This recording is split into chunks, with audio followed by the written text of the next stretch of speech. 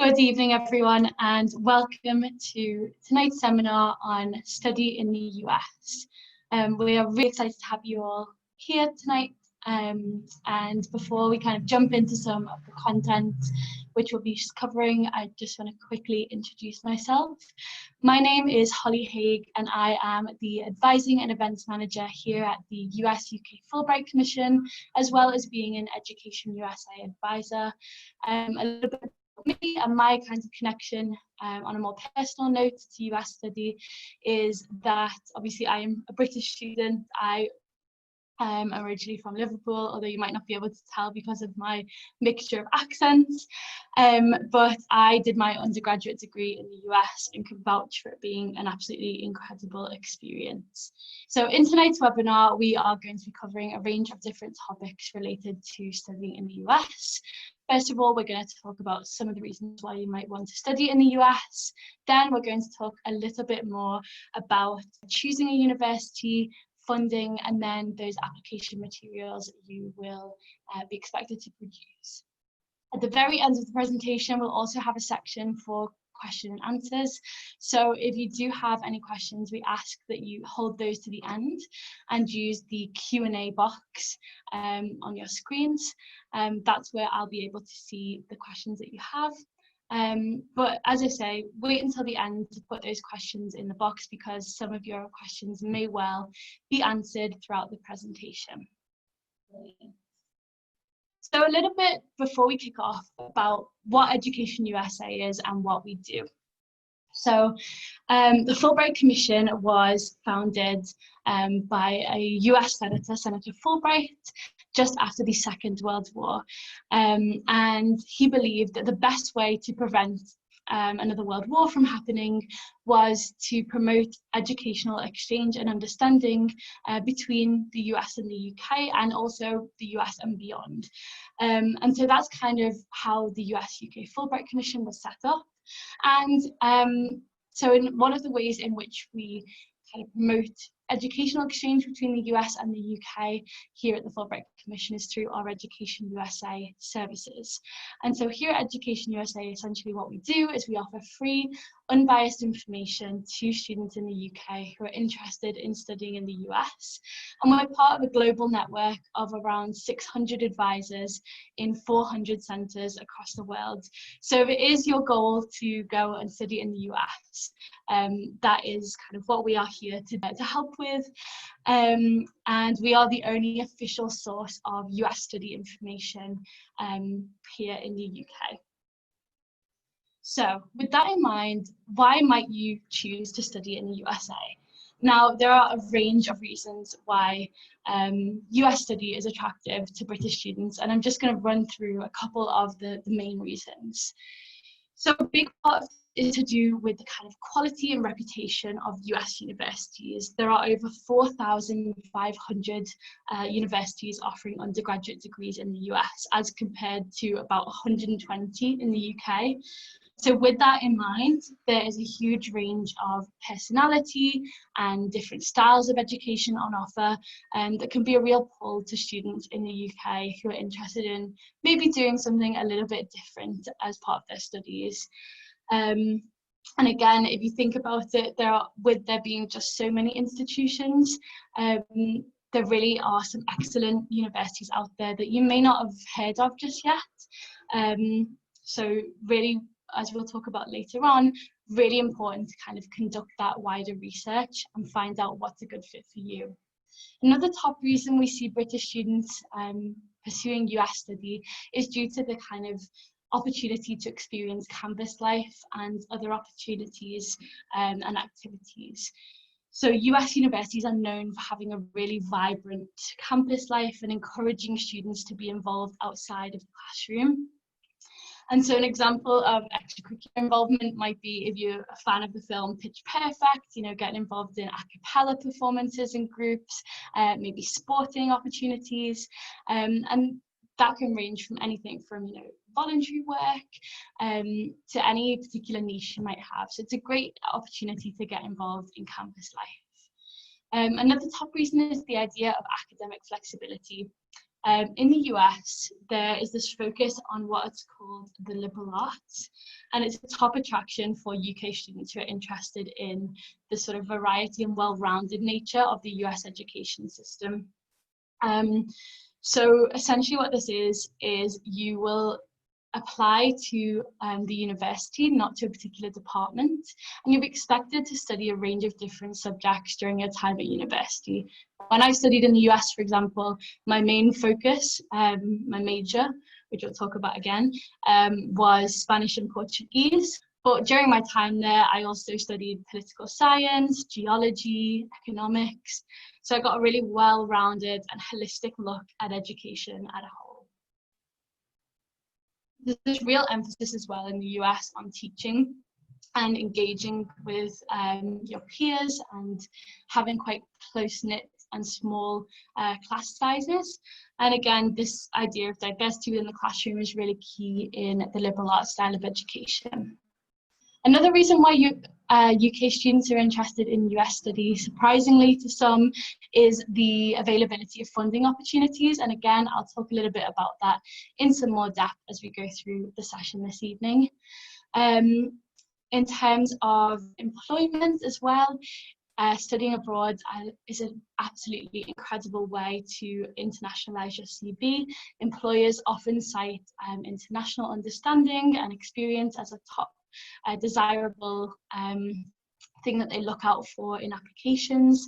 There's obviously as well an amazing opportunity there to build international networks and friendships that can last a lifetime.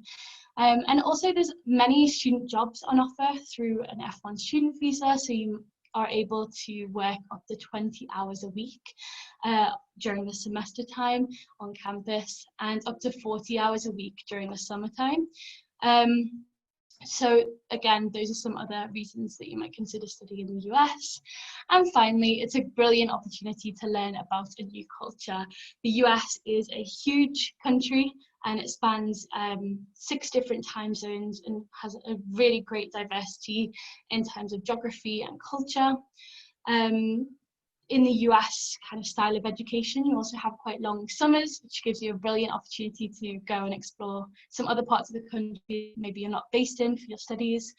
And again, and something I can vouch for from personal experience, is that study abroad is really transformative and really can open up your eyes to see beyond what you're used to growing up with.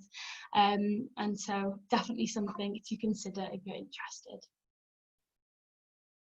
Okay, so before we delve into kind of what is included in choosing a university, I'm going to quickly go through some key differences and some terminology differences to look out for as you go through the US application process.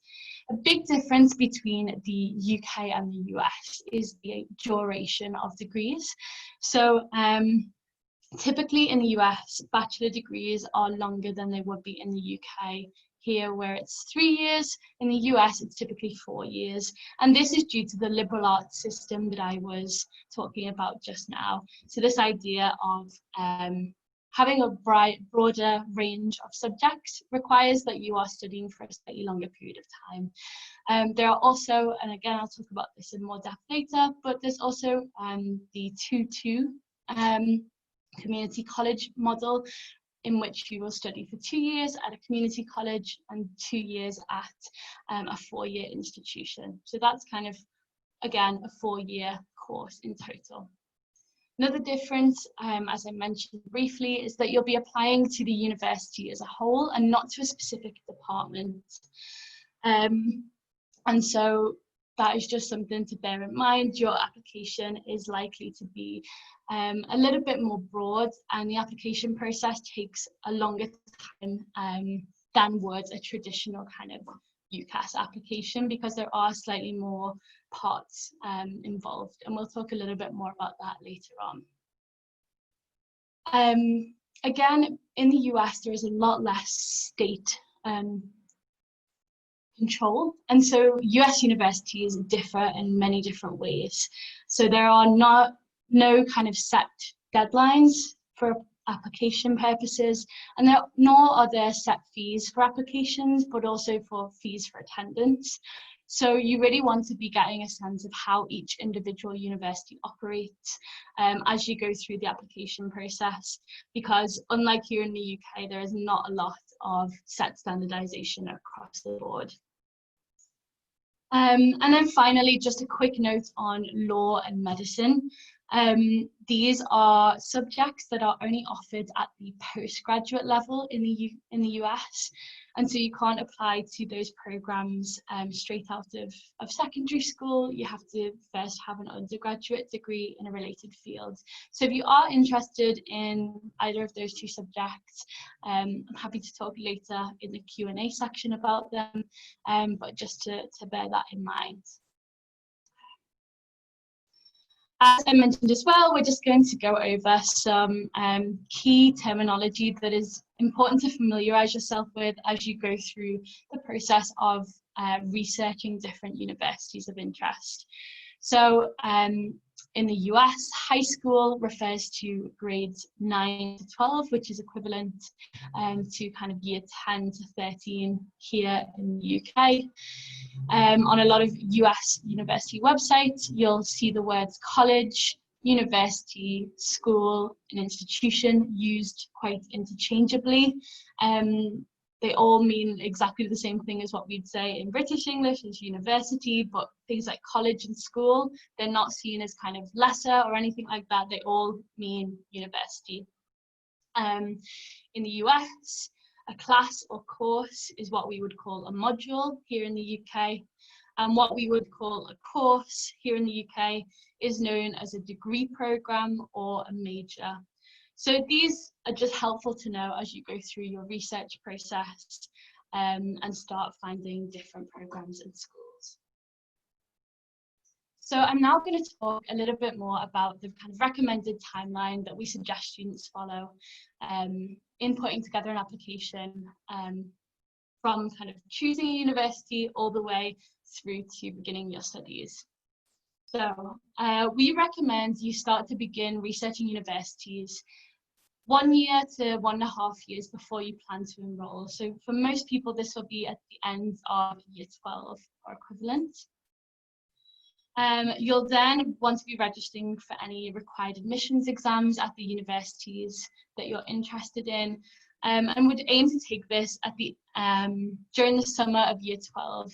We suggest you take that around that sort of time, so that if you need to or if you'd like to, you have time in the autumn to retake those tests if you want to get a better score. Over the summer, you'll then be finalising a selection of where you'll be applying in early autumn of year 13. So this is about 10 to 12 months before you plan to enroll, and we'll go over some strategies about how to narrow down those options in just a moment. About 8 to 10 months before you plan to enroll is when you'll start to put together your application materials, and then you'll submit according to those individual university deadlines, as I mentioned. Then, kind of going into the springtime of year 13, usually about 4 to 7 months before you'll enroll, you will expect to hear back from universities that you applied to with their admissions decisions.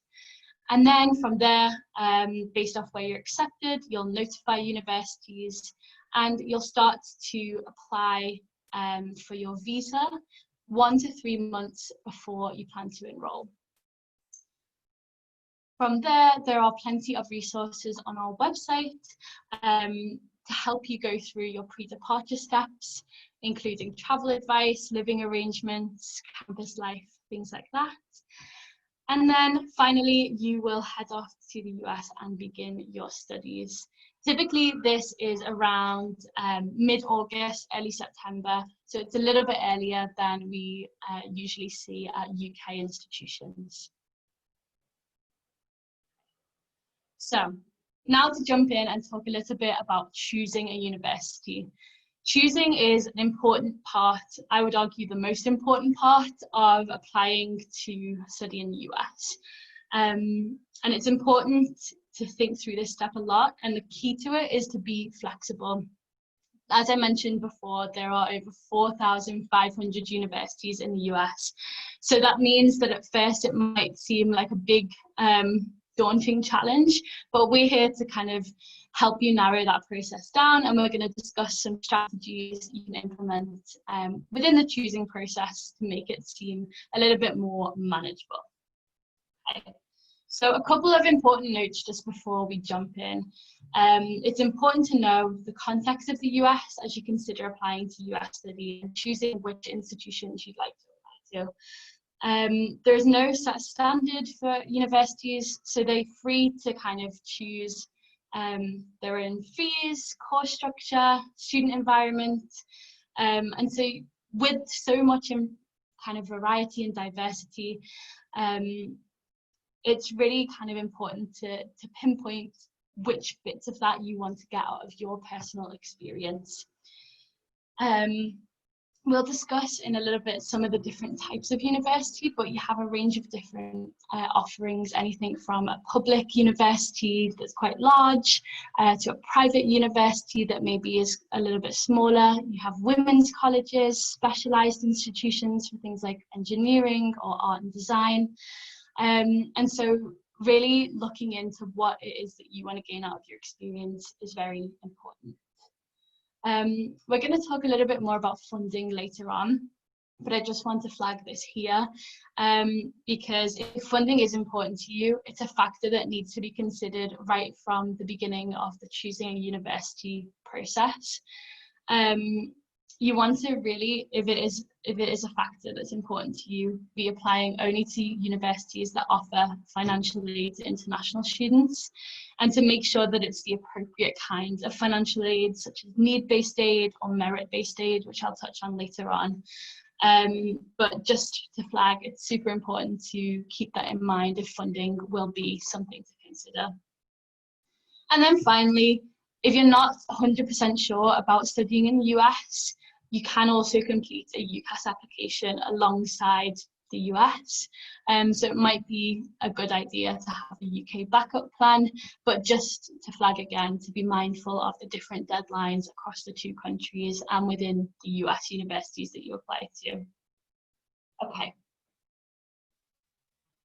So the first step in the choosing process is kind of this idea of fit that we often talk about at Education USA and at the Fulbright Commission. And this has to do with choosing the most important factors to you.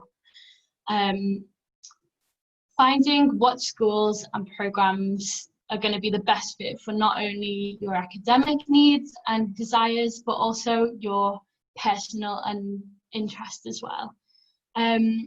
So it's not only kind of how you fit into a particular university, but how the university fits into what you want to achieve and your passions and interests.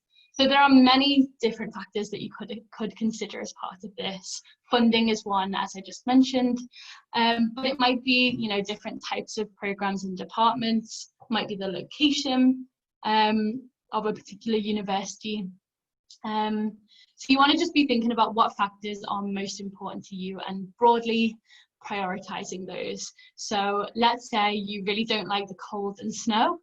Perhaps the East Coast with its harsh winters might not be the best fit for you. If you are trying to save money, perhaps, you know, being somewhere that's a little bit more rural and off the beaten track might be a better option than being slap bang in the middle of a big city. It's the same kind of logic as it would be in the UK. Living in London is going to be a lot more pricey than living somewhere like Lancaster. In terms of fit, we'd also really encourage you to think beyond course rankings, but instead looking at that variety of factors. There are a lot of excellent institutions in the US that perhaps you haven't even heard of yet. And so really kind of taking rankings with a pinch of salt. And you want to be, in terms of applications, applying to universities that you can really see yourself attending, ones that you've thoroughly researched, and you know, would be more than happy to go and attend for 4 years if you were offered a place. So with so much choice on offer, and now you've kind of figured out what factors are most important to you, you know, whether you want to be in a really big university or one that's quite close-knit and personable. You're then going to go and have a little think about researching your options. Unlike UCAS, you are not limited to any particular number of universities, which means in theory, you could apply to all of them in the US. From a time, money, and sanity point of view, we really don't recommend this. But we do recommend that you ultimately apply to between 6 and 10 universities. To kind of jumpstart that process of narrowing down 4,500 universities, we recommend that you narrow down your initial list to somewhere between 10 and 20 schools that you think could be a good fit for you. So how can you do this? We have a number of different online resources on our website under our choosing guide, which I'd really recommend you go and check out after this webinar. And it includes a lot of different links to various search engines to help with the process of narrowing down your choices. And so we're going to walk through a quick example of one particular search engine, which is called the Big Future College Search. And again, we have a link to this on our website.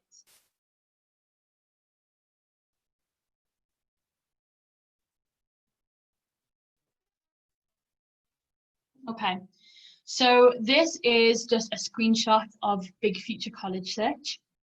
And as you can see up in the top in the green text, there are just over 3,800 universities on this particular search engine. Of course, not an all-encompassing website, but it includes a large percentage of those universities on offer. And down the left-hand side here, you can see that there are a variety of filters you can use to narrow down that bigger 3,800 search without any filters added. So you can go by location, the different housing offerings, different subjects that they offer. Even under the paying tab, you can narrow down whether or not they offer financial aid to international students, which might be really important for some of you. And so definitely kind of explore some of these resources, and we'll walk through another example just now. So we've gone ahead and put in some of the filters down the side. We've said that we want a 4-year school that is medium-sized, located in Ohio, if you want to explore some Midwestern hospitality and think kind of beyond some of those more common places you might think of when you think of the US. And then under the paying tab, we've tagged that we want financial aid to be available for international students. Straight away, as you can see up the top here, we've gone from having 3,800 universities to just 23. And so that makes the search a lot more manageable and a little bit less kind of overwhelming. So then we've clicked on Denison University, which is one of the universities that came up when we plugged in those different filters.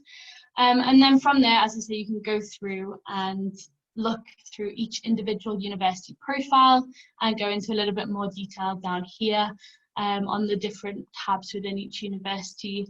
We also have a link to their website. We can see a brief description about what the university does. You can also note details like size of the institution, graduation rate, application deadlines, things like that. So we definitely recommend this as a resource to kind of initially narrow down your search. So once you've narrowed down your options, you're going to want to go in and research them further, particularly on the university website.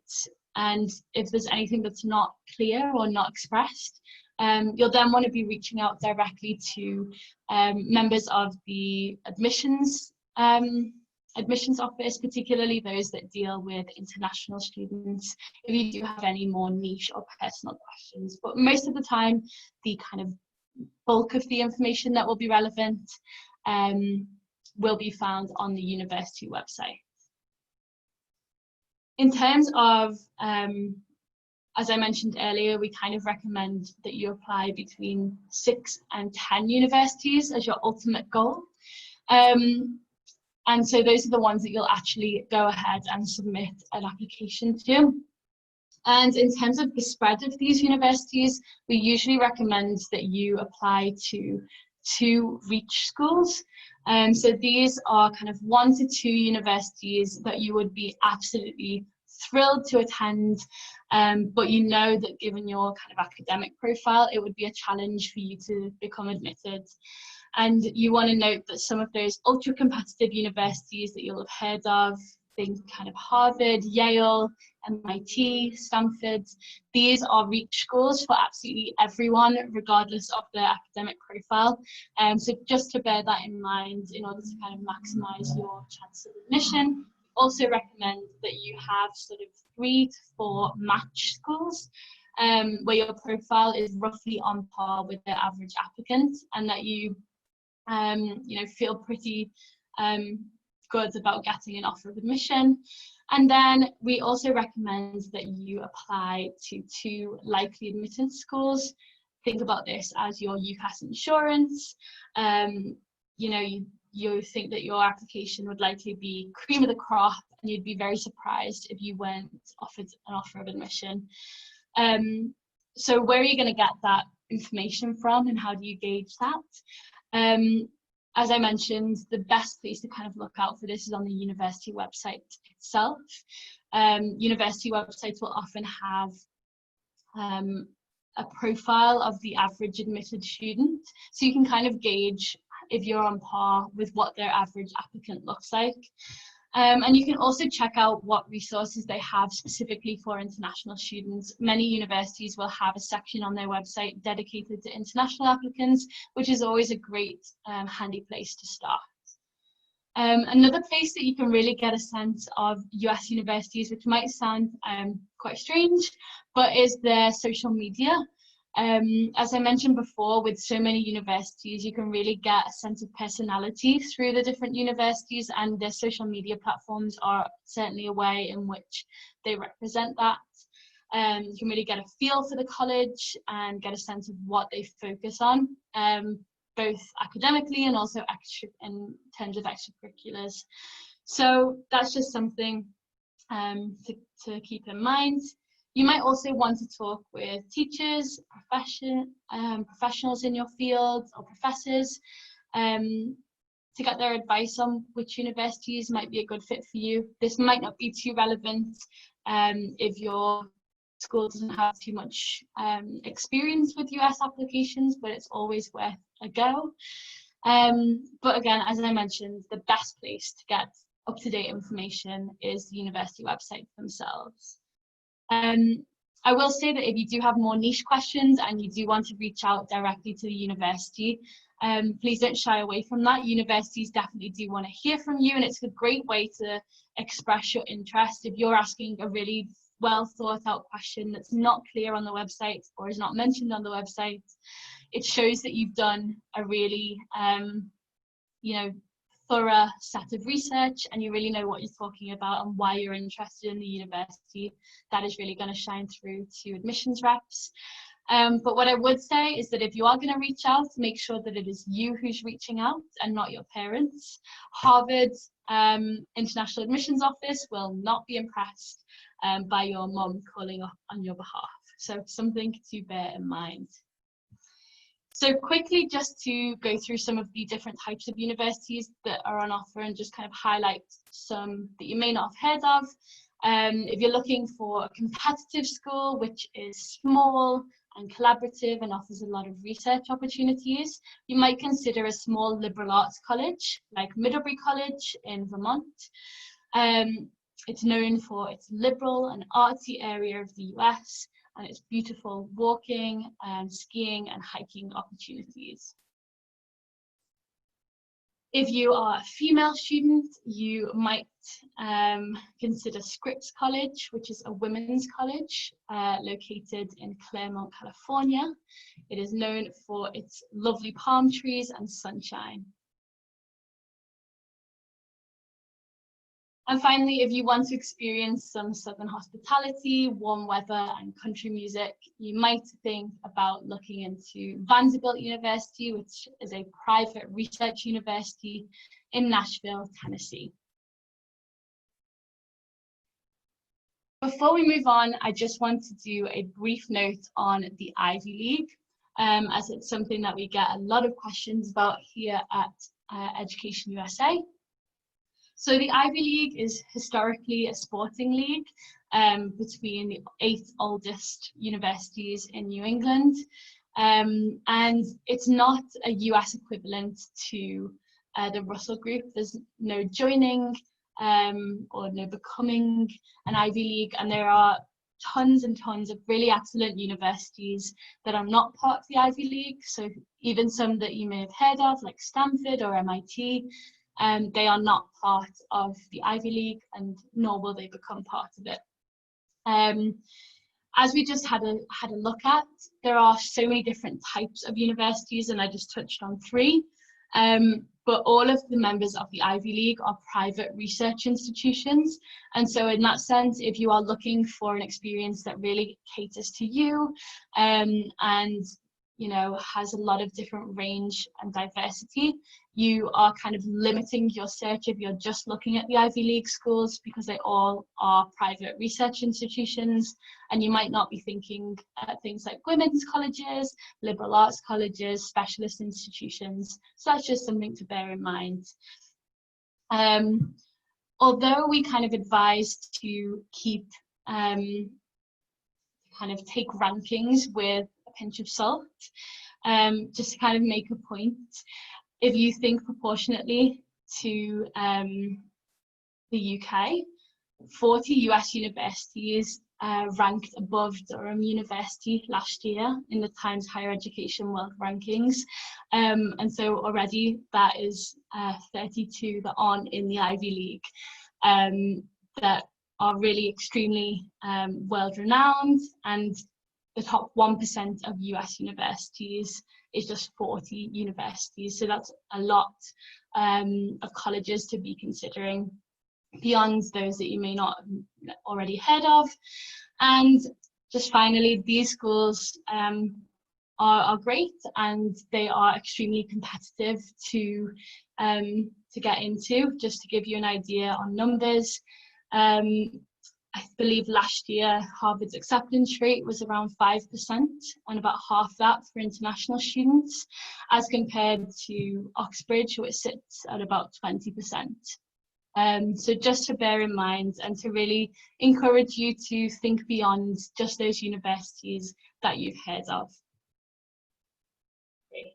So we're now going to talk a little bit about funding, and this is one of the things we are asked most about here at Education USA. So in this section, I want to be both upfront about some of the costs involved to study in the US, but also to kind of dispel some myths related to funding your studies in the US. One thing to note before we get started is that for finding funding, it's kind of a challenge for not just international students, but also domestic students. So you're not alone. And just to help you meet this challenge, we're going to run through some of the costs that you can anticipate and some of the different sources of funding that you might be able to pull from, as well as some strategies to implement to help you with funding your studies. Okay. So really quickly, here is kind of an outline of just some of the main costs to expect. First off, you've got application expenses. So each university application will typically incur a fee. Though many universities do offer fee waivers, so that might be something to look into if that's your situation. But university applications will typically sit somewhere between $50 and $100 each. If universities require them, you might be asked to take an admissions test, and the SAT or ACT typically cost around $65 US. You'll then also, on top of that, have fees for your visa, your embassy appointment, and maybe travel to the embassy to factor into things, and CVIS, which is essentially the international student database that the Department of Homeland Security uses. So that's what to expect in terms of applications and kind of pre-departure costs. Then once you're at the US universities, you will have your tuition and fees. And so these vary significantly. As I mentioned, there's not a lot of standardization in the US, and each US university can set their own tuition and fee rates. So bearing in mind that. And then fees are typically mandatory. So these will be things beyond the kind of tuition and teaching side of things. And they'll usually cover things like the students' union, school athletics, and membership to the university gym.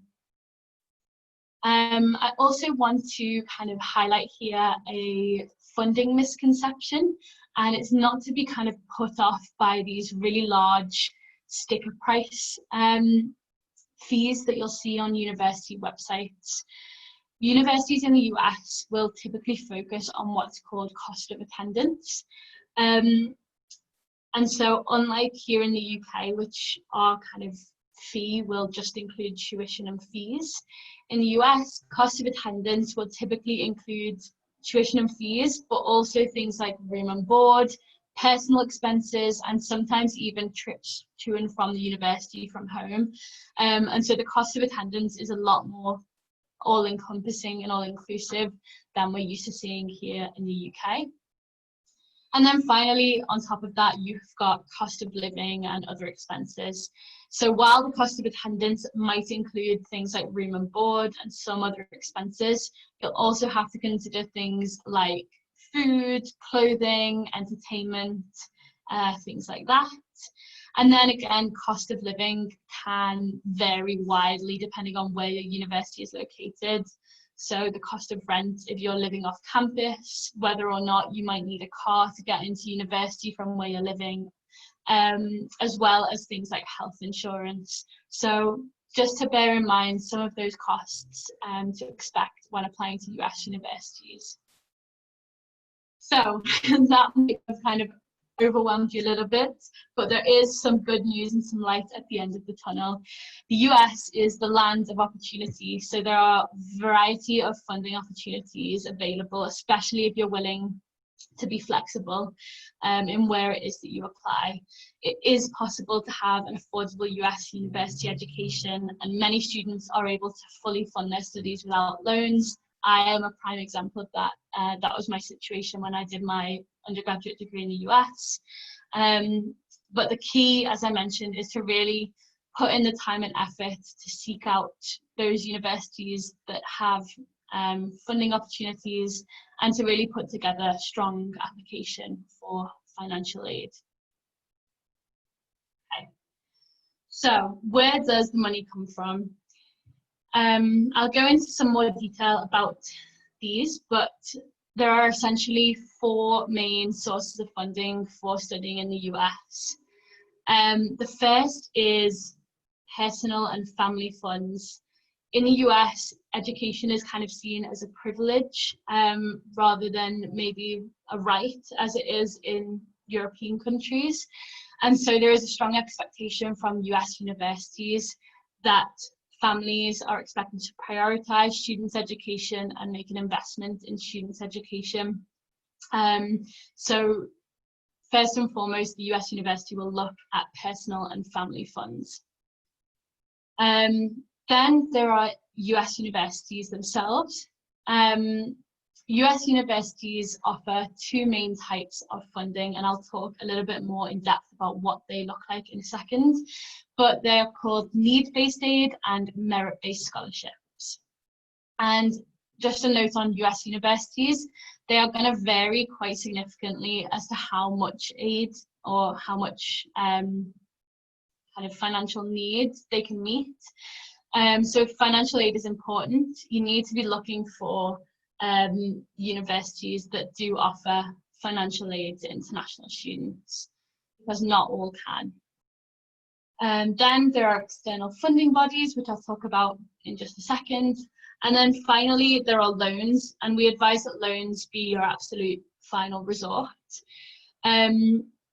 You are unable to transfer your UK student loans to the US, and US-based loans require you to have US citizenship or permanent residency, or have a US citizen or permanent resident co-sign the loan.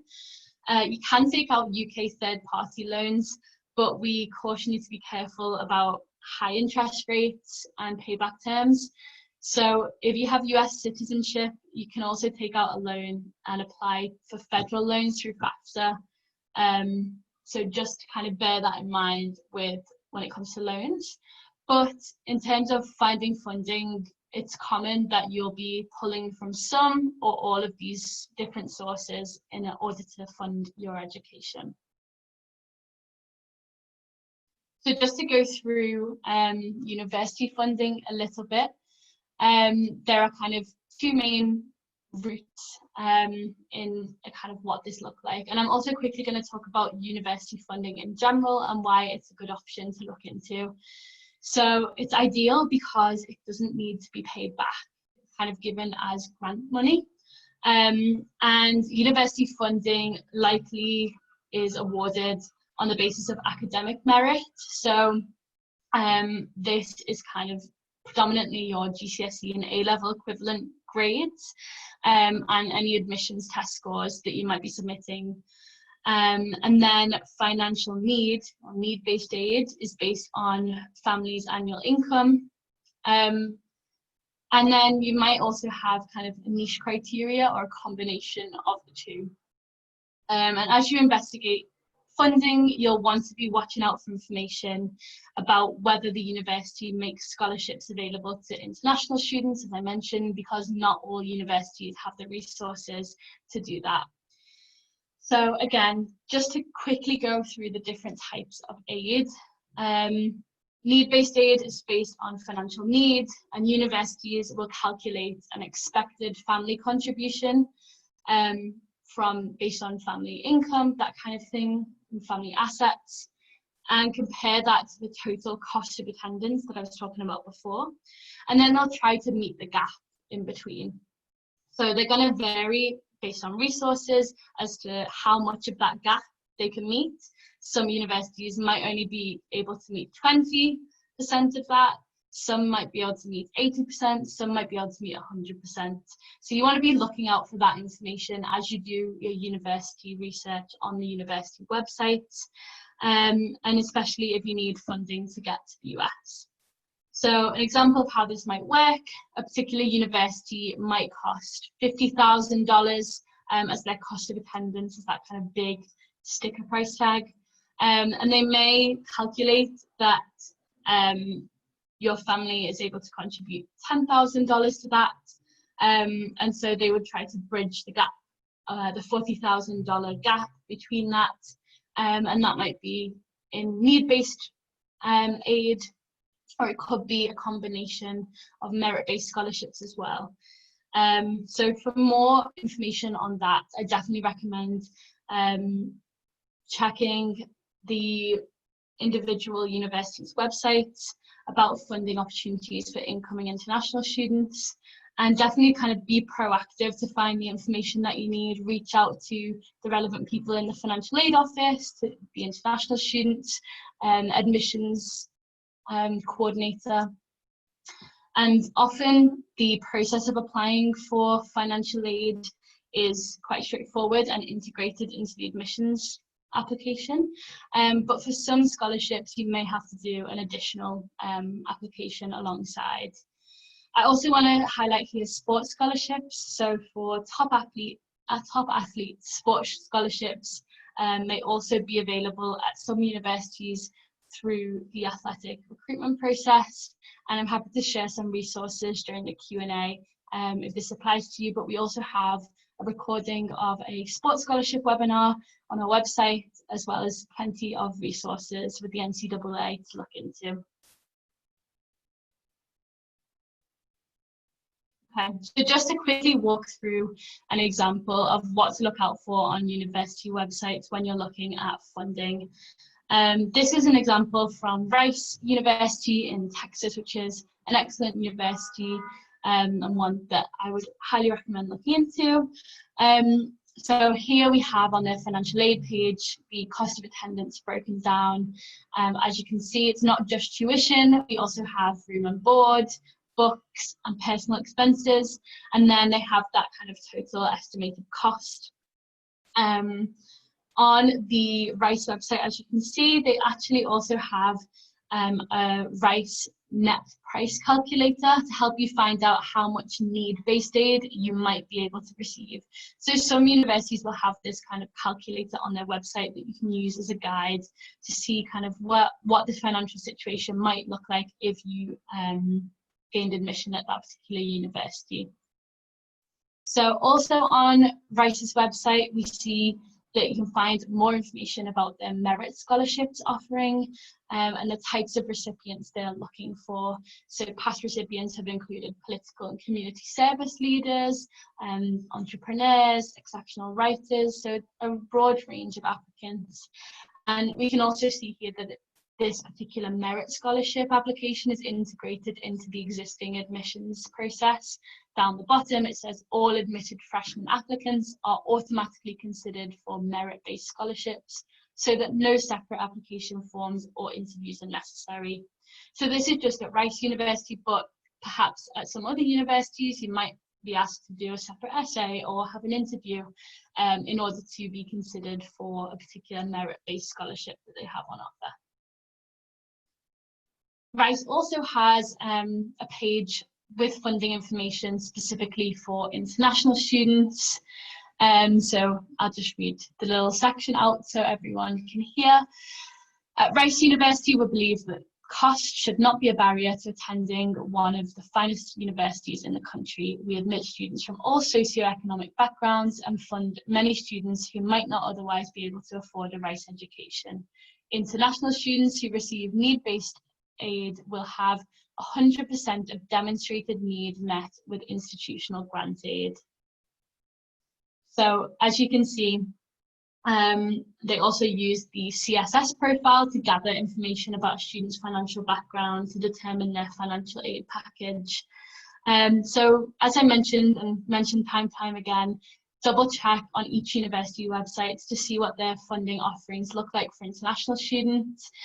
It really does break our heart when in the springtime we'll get calls and emails from students who have been accepted into their dream school, but unfortunately they didn't realise that they didn't have funding secured when they applied, or that the university didn't offer funding for international students. And at that stage in the process, there is not much that we can do, and sometimes we have to suggest that taking a gap year is an option. So if funding is an important consideration for you, make sure that it is, part of the process from step one. Okay. Now I'm going to talk briefly about external funding bodies. Funding bodies may include a wide range of professional, charitable or governmental organisations that are external to the university itself. So these can be thought of as kind of niche scholarships, that as they have kind of specific criteria based on the mission of whatever the funding body is. So these could be to do with your particular country of origin, in this case the UK. It could have to do with your ethnicity, religious faith, interest in a particular academic field, your gender, interest, talents, that kind of thing. So if you're unique in any particular way, there is likely a funding body with a scholarship out there for you. It's just a case of finding it. So just to give you an example of one of these is the Moorhead Kane Scholarship, which is tied to the University of North Carolina at Chapel Hill. And so they provide a 4-year fully funded educational experience for students of the highest caliber at the University of North Carolina, Chapel Hill. And they focus around 4 main pillars, which are leadership qualities, character, scholarship and kind of academic potential, as well as physical vigor and sportsmanship. So that's a really great example of an external funding body. But there are thousands out there, so searching for them will require quite a bit of time and dedication to kind of sift through scholarship listings and submit separate applications to each body. So for this reason, we encourage students to first apply for university funding and then for external funding later on. And we also have a link on our website to different scholarship search engines, so I definitely recommend checking that out as a starting point. So I'm now going to talk a little bit more about some more general funding strategies that you might consider in order to bring that cost of attendance or cost of studying in the US down. So there are three kind of main approaches that we recommend. First one to think about is cost of living, and I briefly mentioned this before. You could explore universities in places with a lower cost of living. So studying in London is going to be a lot more expensive than studying in Lancaster. Just like New York City and California are going to be more expensive than states like Ohio and Georgia. So again, checking the cost of attendance on the university website. You can kind of, beyond that, scope out universities that are in places with lower costs of living. Again, you can look at programs that have lower tuition rates. And again, looking out for universities that have funding opportunities available. On the face of it, that sticker price might look more expensive, but when you factor in the funding opportunities on offer, it may end up being more affordable once those are applied. Something else that you could consider in kind of keeping the costs down, and this is an increasingly popular option, particularly with international students, as an alternative pathway to help you save a lot of money, is by looking into community colleges. Community colleges are a type of institution that typically award what's known as an associate's degree, which is something that we don't necessarily have an equivalent of here in the UK. But it's a degree that often has a professional or vocational focus. They also, however, have programs that allow students to do kind of a 2+2 transfer pathway. So basically what this means is that you'll start your studies at a community college for 2 years, and then you'll transfer to a 4-year university where you'll do your 3rd and 4th year, and you'll ultimately receive your bachelor's degree from that 4-year university after another 2 years there. So it may well be that universities that you're interested in have transfer agreements with community colleges. So one example of this is Los Angeles Valley College, which is a 2-year community college, and it has partnerships with UCLA, University of Southern California, and Cal Poly. And so these are a really great opportunity because they're much less expensive than paying for 4 whole years at a 4-year institution, and you can save thousands by paying for the significantly lower cost of tuition at the community college for 2 years of the 4 years. Community colleges as well also have smaller class sizes in general, and so these can be especially valuable for introductory courses, and you'll often have a lot closer connections and relationships with professors and your peers. And also, just to point out that community colleges generally have a less rigorous application process than do the entry requirements for 4-year institutions. Students with BTEC and OCR qualifications or other similar kind of more vocational qualifications may apply to community colleges, and many don't require standardized testing.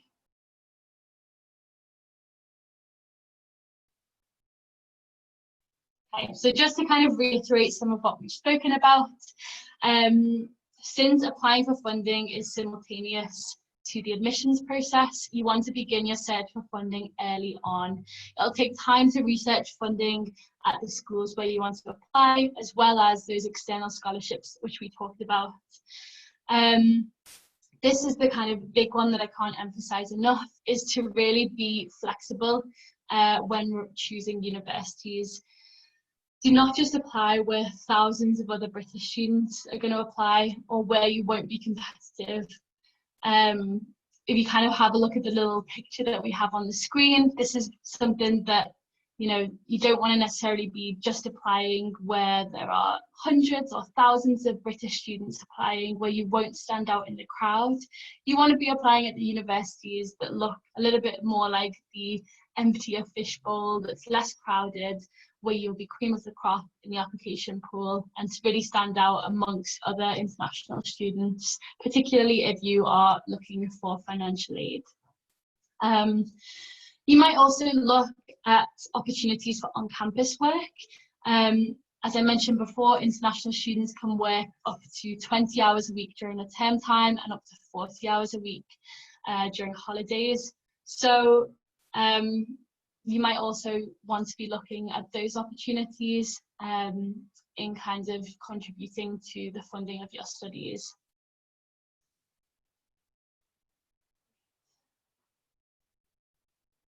Okay, so we are now going to talk a little bit about the actual application itself, and to have the best chance of admission, particularly to a competitive university, it's really important to pair not only high marks and excellent grades with a thorough, carefully considered application package of essays, extracurricular activities, recommendation letters, and maybe any relevant work experience or research experience that you may have.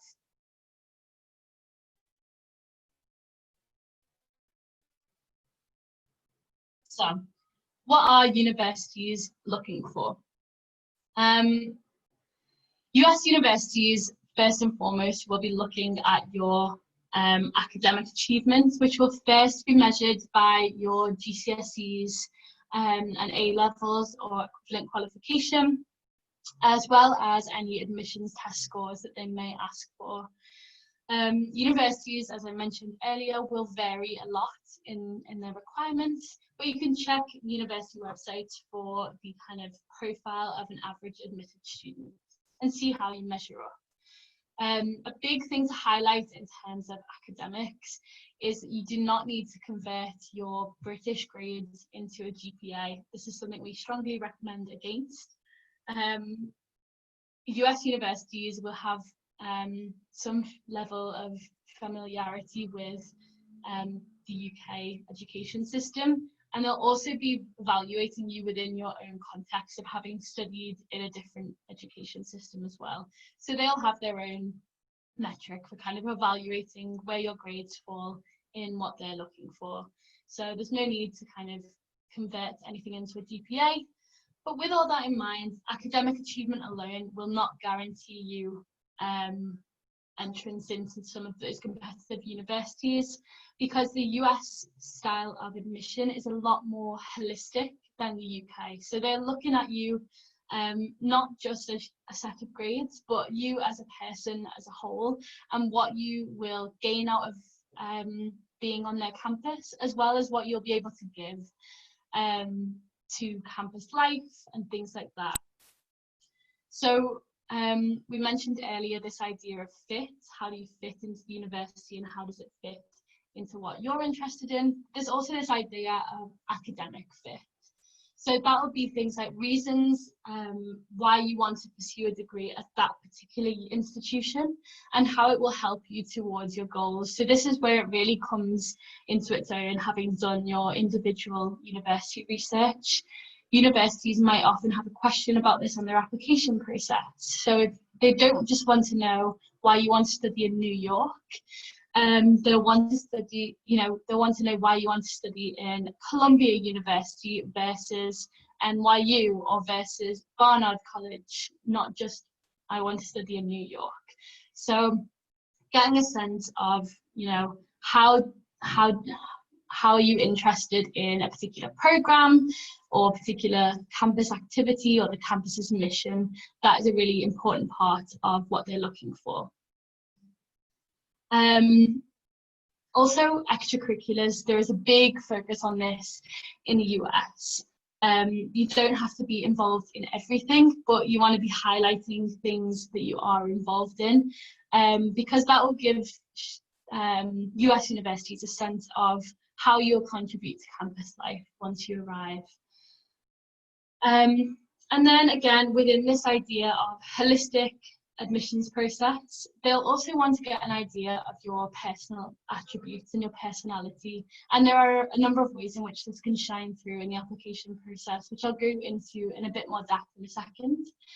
But they really want to, especially as university kind of institutional priorities change year to year, they're always looking to diversify their campus and the voices that are represented on campus and in classrooms. So anything that will really make you stand out and show them who you are. So this might be things like your interest in a particular academic field. It might be your character, your leadership abilities, or your reasons for wanting to attend their particular university. Those are the things that are really going to stand out. They want to be making sure they're picking out people who are going to be really great roommates, people who are really interesting to sit next to in a classroom, people who are just going to brighten up campus culture. And so all of these things are things that you want to be thinking about when you're putting together your application materials. Okay, so what do those application materials look like? Unlike the UK, you'll apply individually to each university rather than a centralised body like UCAS. And as I mentioned earlier, you can apply to as many as you like, but we tend to recommend between 6 to 10 schools is a manageable and realistic amount. So although there's not a kind of centralised body that includes every single US university as we have here in the UK, there is a platform called the Common Application, which includes around 900 universities. So this is just a system which helps to streamline the kind of more demographic aspects of things like your name, contact information, a little bit about your school, that kind of thing. But it's not UCAS in the sense that you'll still have to tailor all of your actual application essays and materials to each individual university that you apply to on that platform.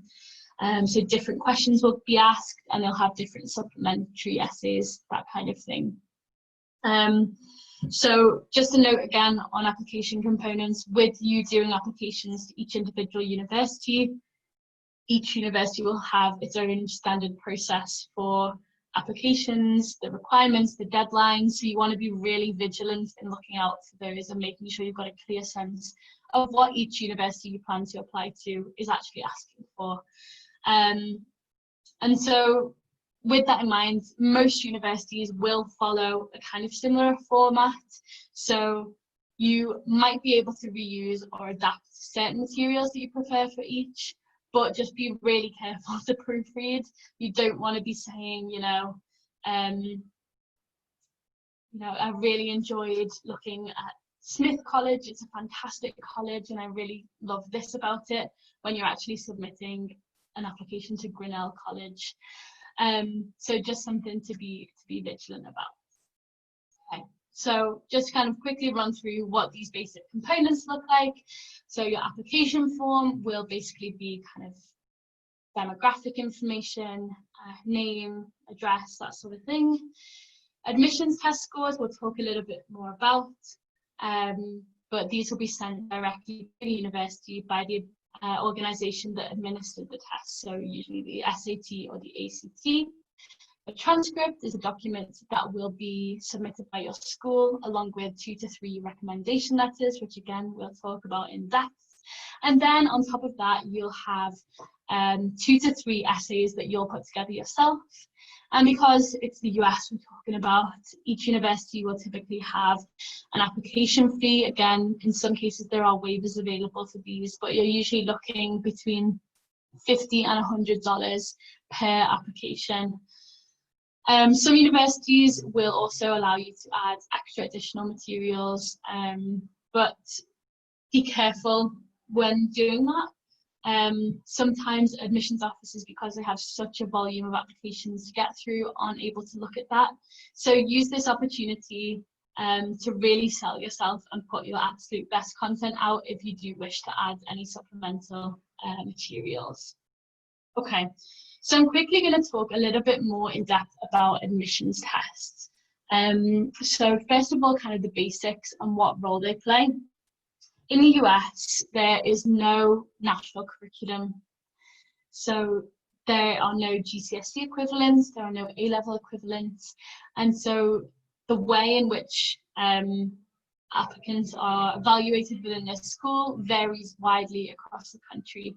So standardized tests were created to kind of get a more level look at where students are at essentially in their secondary education, so that universities are better able to compare an applicant coming from Nevada with an applicant coming from Vermont. And so typically, if you are required to take an admissions test at a particular university, you'll be looking to take that, as I mentioned, kind of the summer before year 13, 10 to 12 months before you plan to enroll. Usually, if a university does require a standardized test score, they will require either the SAT reasoning test or the ACT. However, increasingly, universities are moving to be test optional, and particularly in light of the current pandemic, universities recognize that not all students are going to have access to be able to take these tests, and so you want to be checking particularly on the university websites, because they are going to have the most up-to-date information on testing and whether or not it's required, whether it's flexible or optional for this year. But there's also an organization or a website called fairtest.org, and they have a list of schools that are test optional, and they even within that have a database specifically for international students. So you want to be not only checking that out, but also the university websites themselves, particularly in light of the current situation. That said, if the universities that you are applying to do require standardized tests, they'll require either the SAT or the ACT. They won't require both. So when choosing between the SAT reasoning test and the ACT, as I mentioned, not one is kind of considered as better or more repeatable than the other. It's really just about which is the best fit for you, which one you get on with better. And we recommend the best way of deciding this is to take like a full length time and conditions mock of both the SAT and the ACT. And whichever one you feel most comfortable with, whichever one you perform better on, is the one that you should put your time, energy and resources into studying for.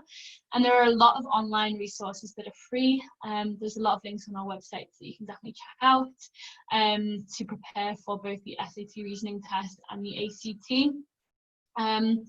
Since the content across both of them is quite similar, it's really more about kind of how you take a test and getting familiar with the format and timings, sort of factors like how you handle pressure, and what types of questions you find most challenging are really what you should focus on in the preparation periods to determine which is a better fit.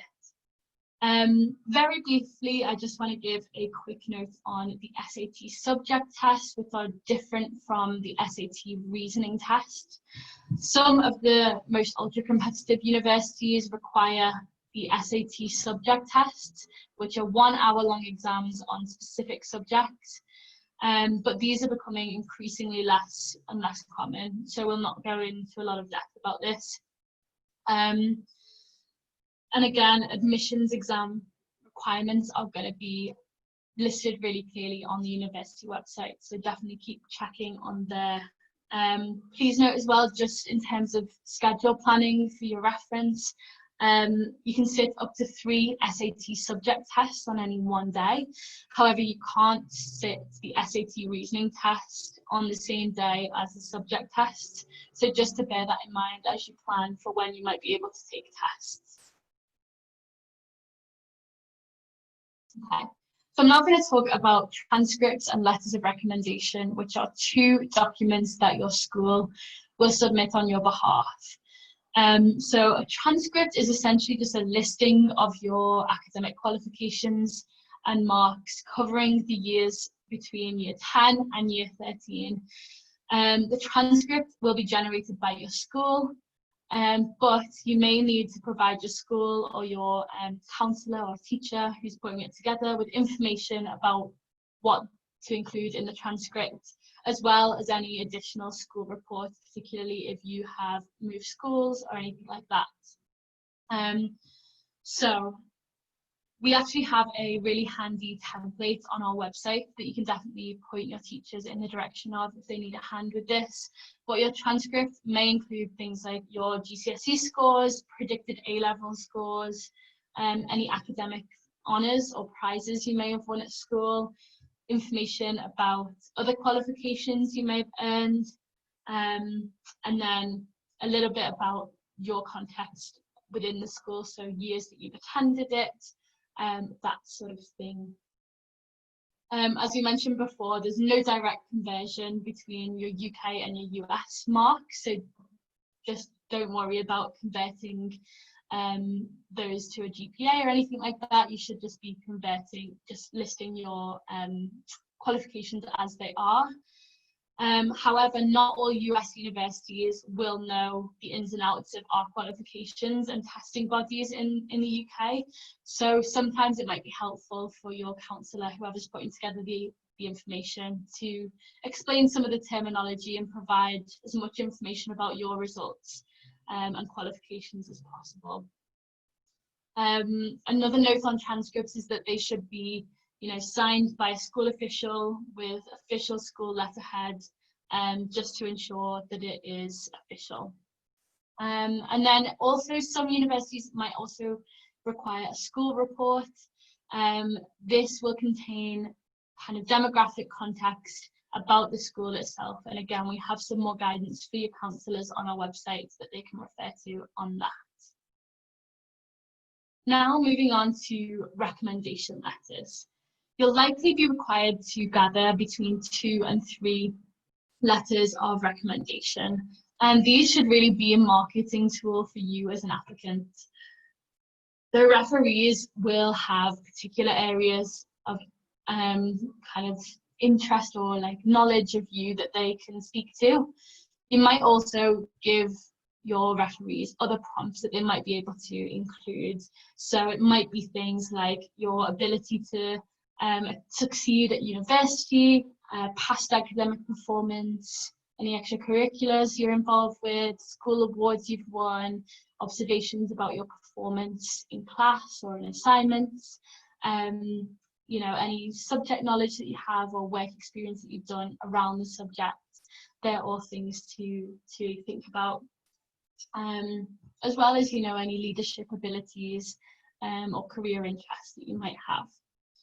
So in terms of choosing who is doing your recommendation letters, who's writing them, the university themselves that you are applying to may actually be quite prescriptive about who it is that they'd like to put together those recommendation letters. They might provide some loose guidelines, like 1 teacher and 1 school official, so someone like your head of year, head of sixth form, head of the college, that kind of thing. But in general, it will be your responsibility to choose out who you want to write your recommendation letters, and also your responsibility to liaise with them, making sure that they are caught up to date on deadlines. And it's in your best interest to help your referees write the best letter about you that they can. So you might choose to schedule regular meetings with them to make sure that they know what they're doing and see how they're getting on. And you might want to share with them some more broad tips about why it is you want to study in the US, what you think you'll get out of an undergraduate degree, your future goals, your academic achievements, any extracurricular involvement, as I mentioned. And I can't stress this enough from my personal experience of applying to US universities, is make sure that your referee is clued up on all of the deadlines and paperwork that they need to complete. Very different system to what teachers who are very busy people are used to when it comes to applying to a UCAS university. So just to make sure that they know what's going on, they know when the deadlines are coming up, and that ideally they have those boxed off ahead of time, so you're not worrying about getting all of those pieces in at the same time. And finally, I would really encourage your referees to write enthusiastically. American referees tend to be very enthusiastic in their writing tone, and use very positive and descriptive language to discuss the applicant both inside and outside of the classroom. And they talk about applicants in a lot more of a personal way. So they might be like, you know, Jimmy is the most awesome student I've ever taught in my 20 years of teaching. Whereas here in the UK, we might have, you know, Jimmy is a very good student. He's great to have in the class. And so straight away, you can see that we tend to exercise some British reserve. And so we would encourage your referees to be a little bit more outgoing, and keep in mind what will be written about your American counterparts when kind of preparing your UK referees to write their letter. Just encourage them to refrain from using restrained or modest language in their writing. Okay, so we're now going to talk a little bit more about the essays that you as a student will compile as part of your application. And essays are one of the most important parts of the application process. Strong essays can really set you apart from other applicants and really give you a chance to showcase yourself to a particular university. Please keep in mind that this is not your UCAS personal statement. Rather than submitting an explanation of your interest and achievements in a particular field of study, as you would on a UCAS application, you'll be asked to respond to between 1 and 3 essay questions on each university application in the US. And each university will set its own questions and requirements, and they'll also set how long they want each response to be. However, on the Common application, which is the kind of more centralized platform that I mentioned before, there'll be 1 essay question that goes to all universities, and then you'll have individual supplemental questions which are unique to each institution. So just to give you an idea of kind of the feel of some of these essay prompts, the Common application for that common essay, I guess, that they have students write, they have 7 different prompts. And so to give you an idea of what some of those were for this particular academic year, one was reflect on a time when you questioned or challenged a belief or idea. What prompted your thinking? What was the outcome? That's one example. Another example from the Common App was describe a topic, idea, or concept that you find so engaging that it makes you lose all track of time. Why does it captivate you? And what or who do you turn to when you want to learn more? So straight away, you can see already that it's very different kinds of process and writing style than we have here in a UCAS scenario. And so because of these quite diverse points, it's unlikely that you'll be able to compose just 1 essay and send to multiple universities. However, you might be able to reuse certain elements of the different essays that you compile. Just being careful of proofreading to make sure that you're not sending it to the wrong university. Okay. So, some tips for writing.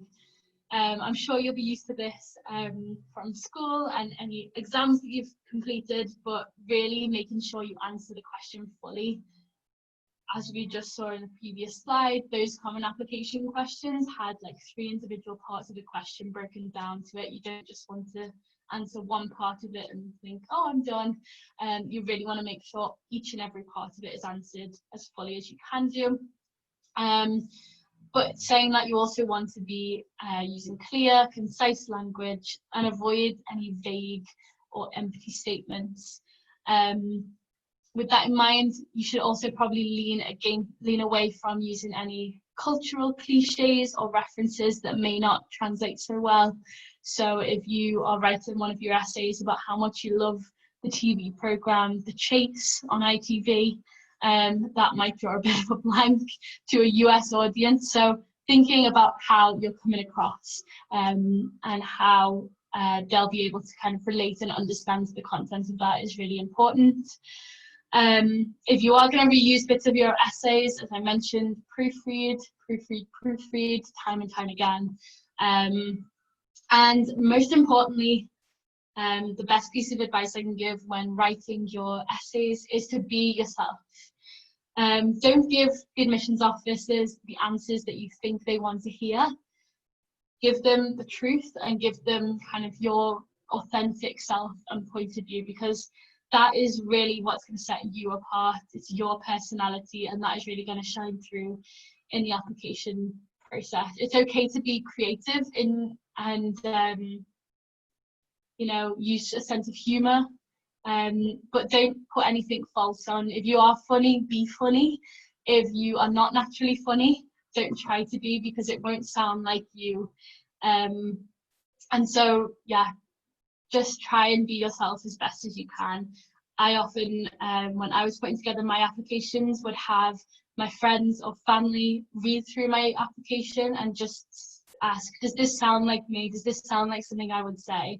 And a top tip is, if you have to, you know, use a dictionary or thesaurus to double check what some of your words mean, try using some different words. You are a 17-year-old at the end of the day who's putting together this application, so you want to be sure that you sound like one in your writing style too. Okay, so just to give you an idea of some of the other types of supplemental questions that each university might kind of throw at you. Really, again, these questions, universities want to get a sense of who you are and what makes you tick through your answers to them. But sometimes the questions can also tell you a little bit more about the campus culture or something to expect about the university, and give you a better sense of academic fit. So a couple of years ago, the University of Chicago used the following questions as part of its application process. First one was find X. Okay. And then the second one was, what's so odd about odd numbers? So straight away, we can see that this, again, is a very different tone from the type of things that we are asked to compile as part of a UK university application. And so some of the answers that the University of Chicago were getting to find X, for example, where, you know, people were drawing a treasure map and creating a route to find X at the end of it. Some students were putting together different mathematical equations, and others were writing the alphabet and circling X. I'm here. So it's a really great opportunity for students to really express their individuality and personality, but also says something about the type of students who maybe are a little bit quirky, who are going to be making up the U Chicago student body, who might be looking at these questions and thinking, wow, that is so interesting. I want to learn more, and I want to be with people who are open to exploring these kinds of questions. You may be looking at these questions thinking, this is not the college for me. So really having a look at these types of things as you research universities to get a sense of where is a good academic fit for you is really something that I would recommend. Okay. So I'm now going to briefly talk about some other opportunities in the US that you may consider. So if a kind of full undergraduate degree in the US is not for you, there are a few other options that you also might be able to look into that might be more appealing. So first of all, is part of kind of going to the US while you're at a UK university through a university exchange program. Many UK universities have got established exchange programs with different institutions in the US or US-based study abroad programs. For example, the University of Manchester, I believe, has 13 different connections out there.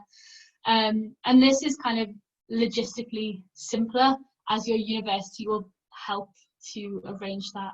Your UK-based university will help you arrange your university exchange program.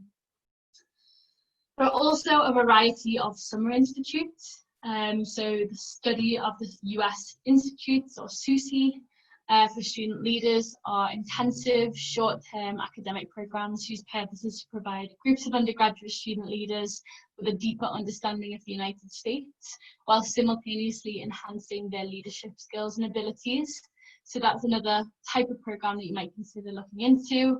And then if you really do love the US and just can't get enough, you can spend 3 years studying it here in the UK. American Studies programs also will often incorporate either a semester or a year abroad in the US. So that is another great option. There are also internships and summer work available in the US. And there are a lot of resources and links to these on our website. So some that you might have heard of are Camp America or BUNAC. So those are other opportunities that you might consider. And then if you want to study at the postgraduate level in the US, you absolutely can do that. And here at Education USA, we also provide resources and information about how to go about that. And out of the Fulbright Commission are run the Fulbright Awards. And we have lots of resources on our website about both of those things if you want to learn more. Okay. So beyond that, just a few more ways in which we can help you in terms of putting together your applications and indeed learning more about US study. So in partnership with the Social Mobility Programme in the UK called the Sutton Trust, out of our Fulbright offices, we run a programme called the Sutton Trust US Programme, which is for very high achieving Year 12 students who come from low income families, and essentially supports you step by step through the application process for US universities, including a visit to US universities. And it is fully funded for all accepted students. So if you are in Year 11, you can check out our website back in November of this year to find out more information about applying, because that's when applications for next year's cohort will go live. As I've mentioned quite a few times in this presentation, our website is full of really great resources to help you find out more detail and resources about studying in the US, all the way through from finding a university to funding to completing an application and even pre-departure information. So just along the top here, where it says going to the USA, there's a drop down to undergraduate study, and then within that you can navigate to Education USA, and a breakdown of all of those things that I've talked about tonight will be found there. We also take questions by phone and by email. We are a very small team of just 3 advisors serving the whole of the UK, so more than likely you will be chatting to me at one point or another. And so we are always more than happy to take specifically more niche questions that are tailored to your personal circumstances by phone and by email. We also have an event called USA College Day, which is held at the end of September, usually in London, and it's free to attend, where you'll meet over 170 universities and exhibitors, typically the people who are actually reading your application. And so it's a brilliant way to get to know different universities, discover ones that maybe you haven't necessarily heard of, and just get immersed in what the US has to offer. If you are interested in this event, attendee registration is not yet open, but more information will be on our website in late summer of this year. And you are all already doing a great job of this already. We have events about studying in the US online, particularly at the moment, given the current situation, but also in person throughout the year when we can. And so these might revolve around particular topics, like sports scholarships or completing an application, putting together a nice essay, that kind of thing. So you just want to be keeping up to date on our website about any of those that might be of interest. Great. So thank you very much for listening. We've now reached the Q&A section of our webinar. So if you do have any questions that haven't been answered in this webinar, I'm more than happy to open the floor to you. If you've got questions, please do pop them in the Q&A box, because that is where I'll be able to see them. And I do urge you, if you do have more niche questions that are quite specific to your particular set of circumstances, if you maybe save those and send an email to our advising inbox or give us a ring when our advising line is open, that would be great, because I won't be able to answer any very specific questions here. I'm going to keep them quite general for the benefit of the whole group. So I'll give you a moment to ask any questions. I'll grab a drink of water and then we'll go from there.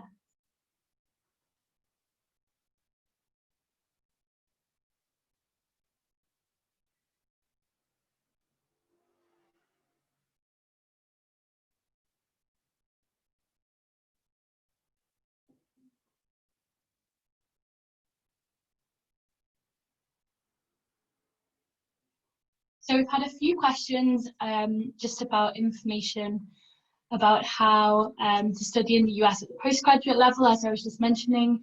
So this webinar has focused on undergraduate study in the US, but there is plenty of information on our website about postgraduate study, and we're also running a webinar next week about postgraduate study in the US, which I'd highly recommend taking a look at if you are in that situation, if you're a postgrad prospective applicant. A couple of people have asked what was the name of the website that helps to narrow down your university choices. That is called Big Future College Search, and again there is a link to that on our website in our choosing section. So you can either Google it or just go ahead and find the link on our website.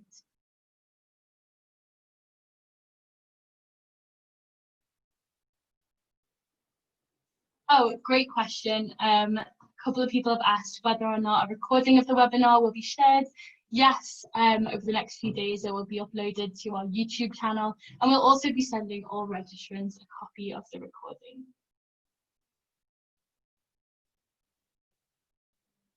Someone has asked, is there anyone at Education USA that I can get feedback from my application essay?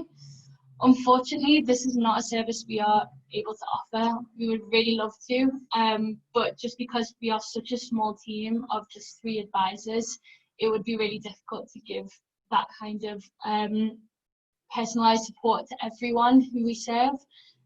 But we do have a number of resources on our website that are all about kind of putting together a strong university application. And there are lots of kind of handy tricks and tips from US universities out there about what makes a standout application. So I definitely recommend you take a look at those. If you are thinking, how is my essay stacking up? How am I doing? That's a great place to look. A couple of people have asked about the Fulbright scholarships. Again, these are scholarships for students at the postgraduate level, and unfortunately we don't have an equivalent for the undergraduate level. So if you are interested in postgraduate study in the US, again, that's something that you can check out on our website.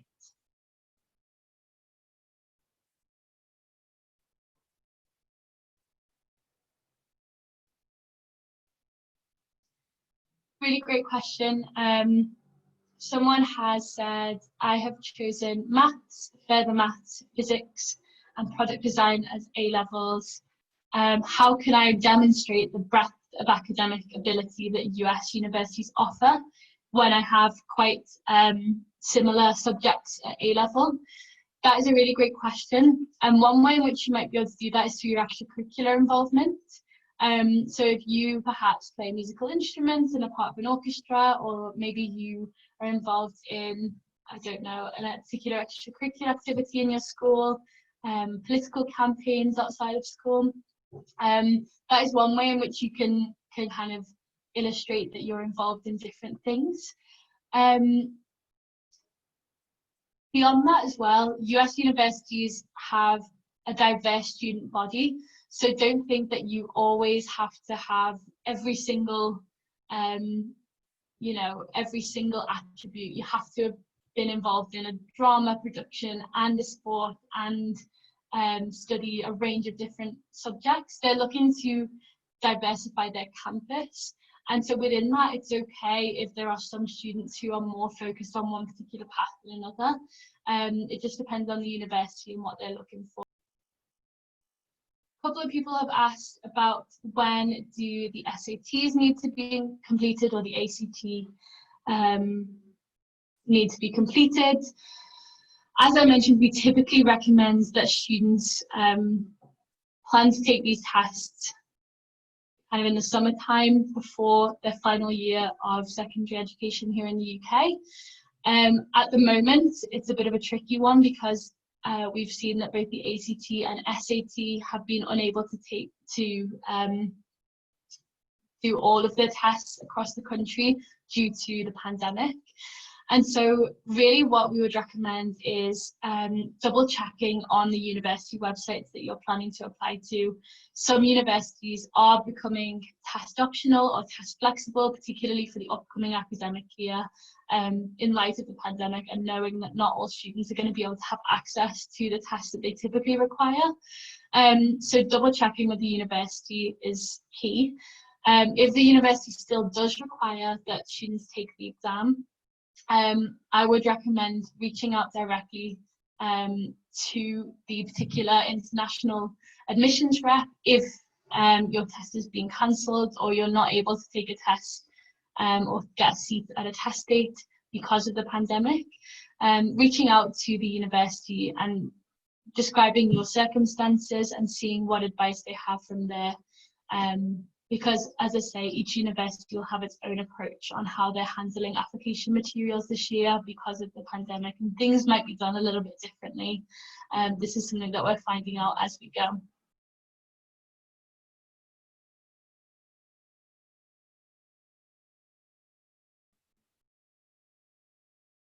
Again, someone's asked, can Education USA provide any one-to-one college advice?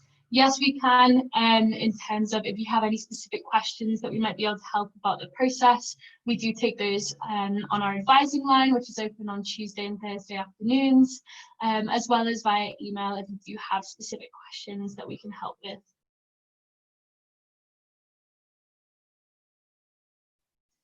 A couple of people have asked, do the US universities look at A-level results at all?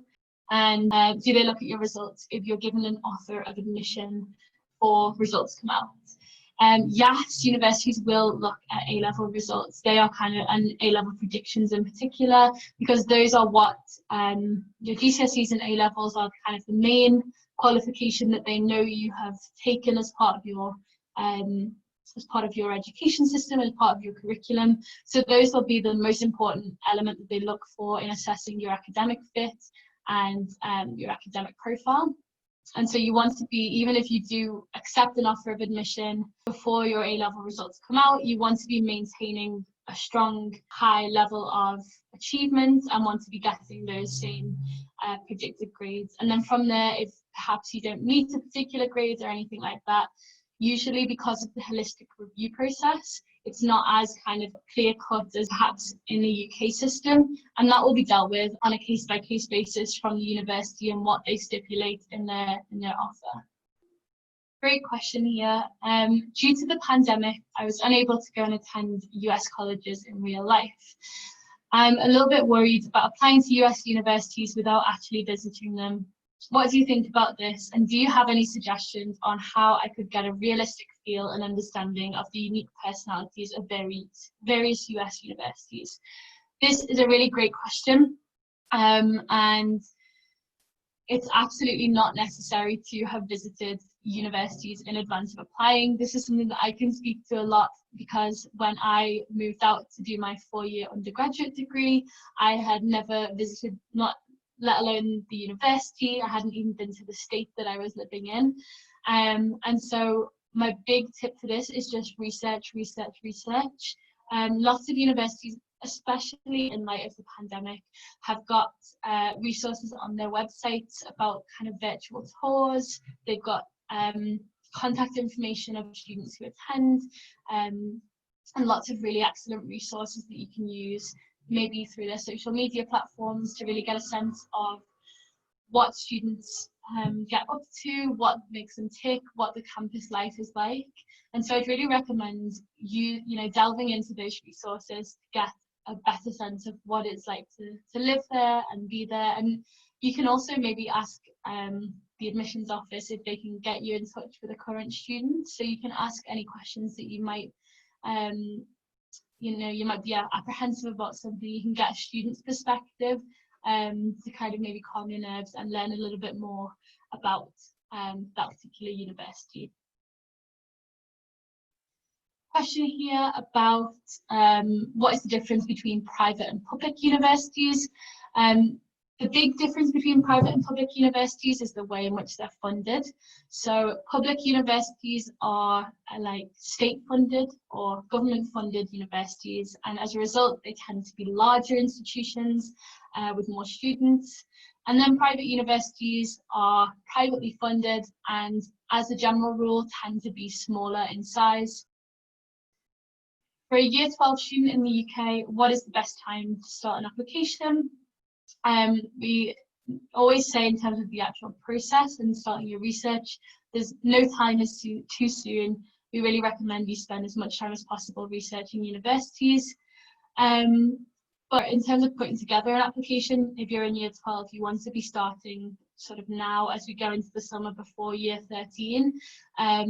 That's when the kind of common application process will come out with their questions. Universities will start issuing their questions and their application process. So you want to just keep an eye out for that, and you can start kind of drafting a list of ideas that might be helpful, things that you might want to include in some of those essays, maybe getting together a rough draft of your extracurricular list, and things like that. What's the best way to prepare for standardized tests? As I mentioned earlier in the presentation, definitely checking out resources on our website. There's lots of free resources out there, and I definitely recommend taking tests in time conditions just to get used to the format of how the tests will work and how you'll cope under pressure.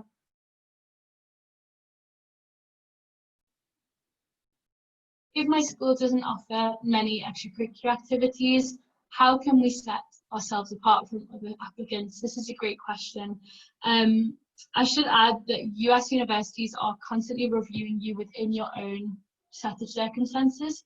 So let's say if you are at a private school with lots of opportunities, maybe in London, where you're in a big city with lots of extracurricular opportunities that you can tap into, there'll be an expectation that you are really taking advantage of whatever circumstances that you're in, so that you're really involved and really taking into account all of those extracurriculars that are on offer. If, however, you are at a school that maybe doesn't have as many extracurricular activities, maybe you're located in a more rural area of the country, obviously the US university will learn that in your school report and in your school's information, and so they'll be able to take that into consideration when they're looking at your extracurricular activities. That said, if you are taking your own initiative and setting up extracurricular activities or seeking them out, or maybe setting something up online, that kind of thing, and taking your own initiative and trying something new, that will really stand out even more to a US admissions officer. Question here, will schools always attempt to give you adequate funding? Yes, where they can, but also they're very upfront and realistic about this, as I mentioned before, usually on their websites, about how much financial aid that they can meet. So if a university says we will meet 100% of demonstrated financial need, which is calculated based on your family's financial situation, then they will meet 100% of what they determine that gap to look like. But some might only be able to contribute 20% or 60% of whatever that gap looks like. So you really want to be making sure that you're aware of that when you research different universities. Someone has asked, would you say it's realistic to be visiting home at Christmas time and over the summer with the academic calendar of US universities? It depends on the university itself. As I mentioned, they don't all have the same start dates. They don't all have the same semester type and semester length. But it certainly is possible. That's something I was able to do. I was able to come home for Christmases. But then in the summer term, you might find that you have an internship opportunity elsewhere, perhaps in the US or somewhere else in the world. So maybe you won't have time to come home in that sense, but I think typically in most universities it is a possibility. I'm only going to have time to answer a couple more questions, but if you do have, again, as I mentioned, more specific questions, please do not hesitate to send us an email or give us a ring on our advising line. We are more than happy to help you out where possible. I wanted to ask you again about how do you arrange taking the SATs or ACTs. That's all done through the College Board for the SAT and the ACT's website, and there are links to those on our website. Finally, when do applications tend to open for US universities, so we can begin to think about the essay questions? They tend to open during late summer, so kind of August time is when you'll see those applications go live on the Common Application and on the university websites. Okay, I am conscious that it is getting close to 7 o'clock, so we will wrap up here. I just want to say a big thank you to all of you for attending this evening. It has been lovely to get to talk with you face to face and also answer some of your questions this evening. If you do have any further questions that I'm able to help with, please do not hesitate to send us an email or get in touch during our advising hours. And other than that, I hope you all have a great evening. Bye.